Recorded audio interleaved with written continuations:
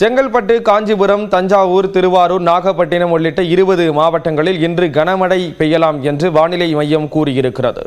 மத்திய மேற்கு மற்றும் அதனை ஒட்டிய தெற்கு வங்கக்கடல் பகுதிகளின் மேல் வளிமண்டல கீழடுக்கு சுழற்சி நிலவுவதாக வானிலை மையம் கூறியுள்ளது. இதனால் தமிழ்நாடு, புதுச்சேரி மற்றும் காரைக்காலில் இன்று இடி மின்னலுடன் மிதமான மழை பெய்யலாம் என்று கணிக்கப்பட்டுள்ளது. புதுக்கோட்டை, தஞ்சாவூர், திருவாரூர், நாகப்பட்டினம், மயிலாடுதுறை, கடலூர், விழுப்புரம் மாவட்டங்களில் இன்று கனமழை பெய்யலாம் என்று கூறப்பட்டுள்ளது.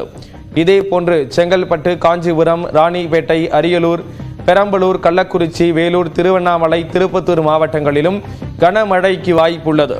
திருச்சி, கிருஷ்ணகிரி, தருமபுரி, சேலம் மாவட்டங்கள் மற்றும் புதுச்சேரி, காரைக்காலில் இன்று கனமழை பெய்யலாம் என்று கணிக்கப்பட்டுள்ளது. நீலகிரி, திருப்பூர், ஈரோடு உள்ளிட்ட பல்வேறு மாவட்டங்களில் அடுத்த 5 நாட்களுக்கு கனமழை பெய்யலாம் என்று வானிலை மையம் தெரிவித்துள்ளது. சென்னையில் அடுத்த 48 மணி நேரத்திற்கு இடி மின்னலுடன் மிதமான மழை பெய்யலாம் என்று கூறப்பட்டுள்ளது.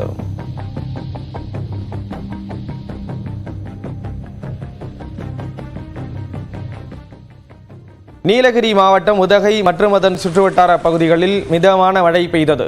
அரசு தாவரவியல் பூங்கா, சேரிங் கிராஸ், மத்திய பேருந்து நிலையம், படகு இல்லம், காந்தி நகர் உள்ளிட்ட பகுதிகளில் பெய்த மிதமான மழையால் குளு சூழல் நிலவியது.